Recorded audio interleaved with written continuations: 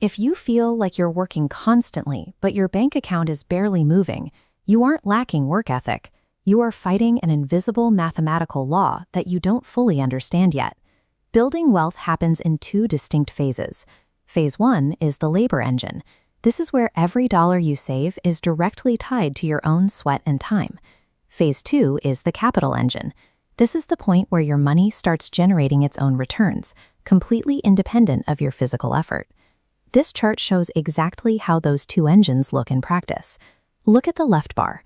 For an average person saving their first $100,000, about 72% of that money comes directly from their paycheck.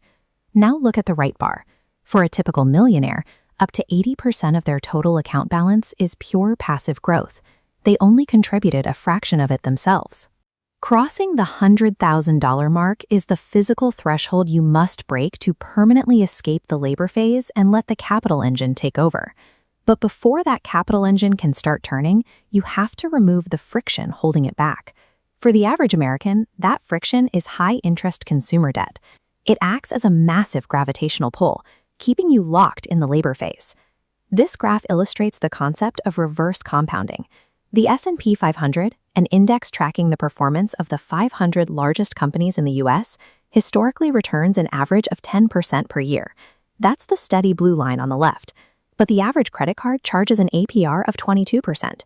That's the red line compounding against you twice as fast. When you carry credit card balances, that 22% debt interest swallows your 10% investment returns whole. Instead of building your own wealth, you are actively funding the explosive growth of the bank's net worth. You cannot reach escape velocity if you are simultaneously paying for your own financial decay. Weeding out those high-interest balances is the mandatory first step before you can even approach the starting line. To understand why the path to your first $100,000 is so punishing, I'll offer you a choice. You can have $1 million in cash right now, or a single penny that doubles in value every day for 30 days. This calendar shows the math behind the penny. If you choose the doubling penny, day 1 yields 1 cent. Day 2 gives you 2 cents. By day 10, you're sitting on a grand total of $5.12. The first 20 days are an absolute grind of painfully slow, flat growth. But watch what happens as the original pennies start generating their own exponential returns. On day 21, you clear $10,000. By day 28, you cross $1 million. At the end of day 30, that single compounding penny has grown into over $5 million. Pushing your net worth from $0 to $100,000 feels exactly like enduring those first 20 days. You are putting in massive amounts of labor, and the financial gains look incredibly boring. Surviving this early phase is entirely a test of psychological endurance. It requires the discipline to keep going when the math looks unimpressive. As billionaire investor Charlie Munger famously put it, the first $100,000 is grueling, but you just have to find a way to do it. Let's apply that same math to a real-world investment strategy. Imagine you are consistently saving a portion of your paycheck every month and earning that historical 10% average market return. This timeline charts that journey. Starting from zero, hitting your first $100,000 will take you roughly 8 long years of consistent, disciplined saving. Right at that $100,000 mark, the timeline compresses. Because your money is now making its own money, reaching your second $100,000 takes just 4 years.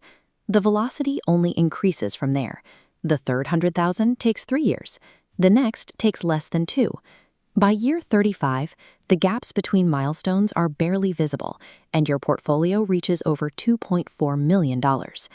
Out of that $2.4 million, you only contributed a little over $300,000 from your own paycheck.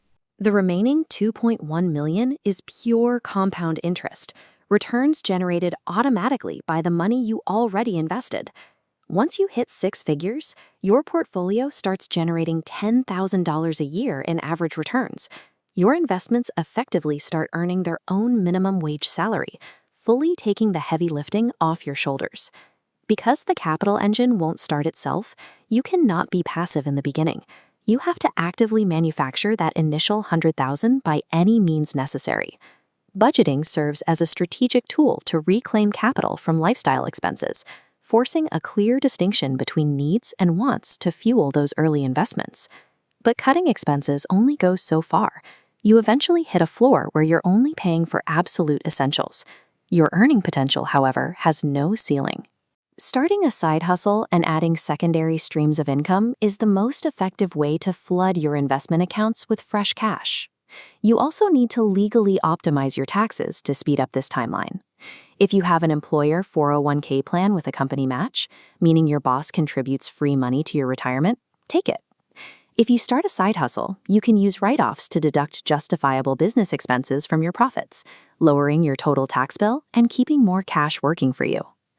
Every extra dollar saved or earned during this grind represents a newly recruited worker, hired specifically to accelerate the growth of your future capital engine. Time remains the ultimate currency. Every year you delay the sprint toward $100,000 is a year you postpone your own wealth explosion. The most successful investors in the world understand this trade-off. Building serious wealth requires you to accept that your early years will demand heavy, unglamorous labor, so that your later years can be defined by deep, quiet patience. Embrace the friction today. Start the manual grind, aggressively weed out your high-interest debt, and trust the mathematical certainty that awaits you at the $100,000 threshold. If you're ready to start building that snowball, click the video on screen right now for an exact blueprint on making your first investments. And make sure to subscribe so we can keep building your financial future together.